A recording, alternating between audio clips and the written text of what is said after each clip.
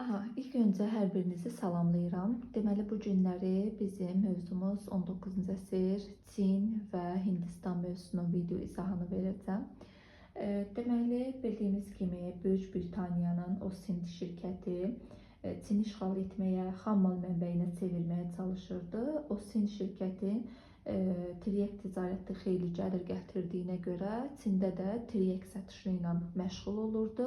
Ancaq Çin belə deyək də bunu istəmirdi və 1800-cü ildə tiryək ticarətini qadağan etdi.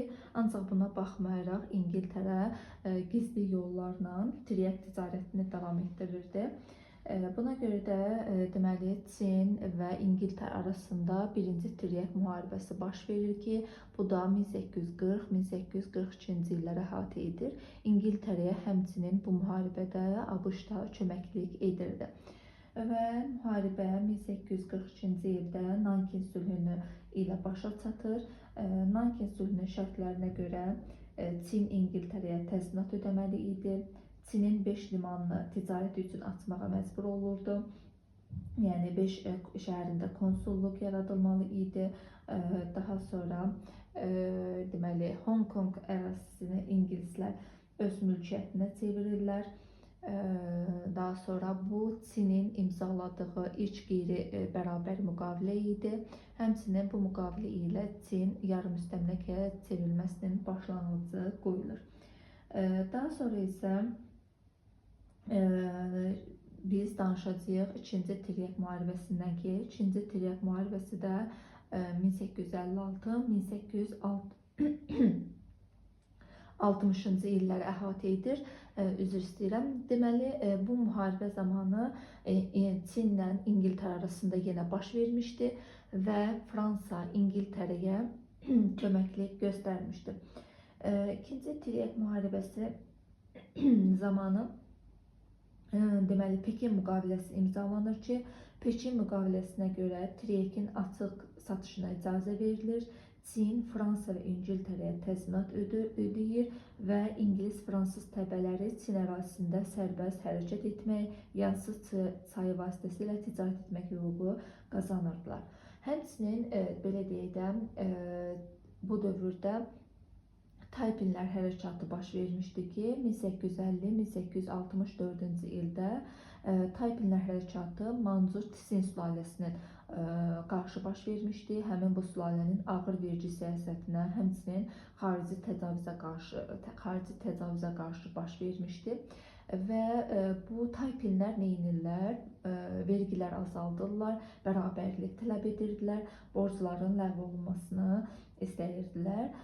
Lakin 1864-cü ildə Taypinlər hərəkatı yatırılır. Əlbəttə ki, burada İngiltərə, Fransa və ABŞ-ın da rolu olmuşdu. Daha sonra isə biz danışacağıq, deməli 1858-ci ildə Rusiya Çin ilə Ayqun müqaviləsi imzalanmışdı ki, bu müqavilə ilə Amurun sol sahili Rusiyaya keçmişdi. 1884-85-də Fransa-Çin müharibəsi, 1894-95-ci ildə isə Yaponiya ilə Çin arasında müharibə baş vermişdi ki, bu müharibədə də Çin zəifləmişdi. Məğlubiyyət nəticəsində də həmçinin İmperiya, Koreya, Vyetnam və Tayvan üzərində nəzarətini itirmişdi. Daha sonra Sun Yat-senin başçılığı ilə Çində birinci Çin inqilabı baş vermişdi. Bu 1911-1913-cü illərə əhatə etmişdi. Sun Yat-senin belə deyək də, 3 əsas məqsədi, prinsipləri var idi ki, bu millətçilik, demokratizm və xalqın rifahı idi və bu prinsiplər nəticəsində ölkədə Mancur sülaləsi devrilir, monarxiya ləğv olunur, konstitusiya qəbul edilir, respublika qurulur ki, və respublikanın da ilk prezidenti Sun Yat-sen olur. Bildiyimiz kimi, birinci Çin inqilabına rəhbərlik edən Sun Yat-sen prezident seçilir. Daha sonra isə biz danışacağıq deməli Hindistan mövzusundan. Hindistanda da bilirik ki, Böyük Moğol dövləti hökmranlıq edirdi. Burada da deməli 19-cu əsrin əvvəllərində Böyük Britaniyanın Ostin şirkəti nəzarət altında idi Hindistan və ingilislər 19-cu əsrin birinci yarısında Maratxı və Pəncabın Siqix ərazisini ələ keçirdilər. Daha sonra isə 1856-cı ildə Aud knyazlığını özünə tabe etmişdilər və beləliklə Böyük Britaniya Hindistanın işğalını tamamilə başa çatdırmışdı. Daha sonra Hindistanda sipahilər üsyanı baş vermişdi 1857-1859-cu ildə və bu Hindistanda ingilislərin müstəmləkə zülmü, zorakı xristianlaşdırma siyasətinə qarşı baş vermişdi. Belə ki, üsyançılar burada əsgərlərə yeni patronlardan istifadə edilməsi haqqında xəbər gəlir ki, və bu da donuz piyindən hazırlandığına görə həm müsəlmanlar üçün, həm də hindlilər üçün dini baxımdan günah sayılırdı və buna görə də üsyana başlayırlar. Sipahilər üsyanı nəticəsində deməli 1858-ci ildə Böyük Moğol dövlətinə rəsmən son qoyulur. 59-cu ildə isə ingilislər sipahilər üsyanını yatırmışdı.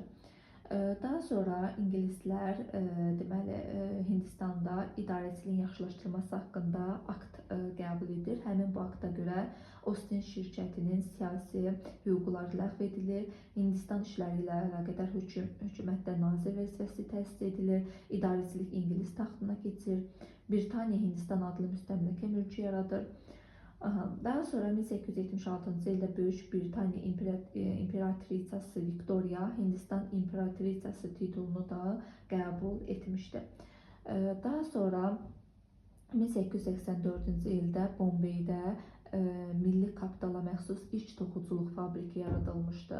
1890-cı ildə Hindistanda qəbul edilən ilk fəhlə qanunlarına görə uşaq, yeniyetmələrin əməyindən istifadə məhdudlaşdırılmışdı.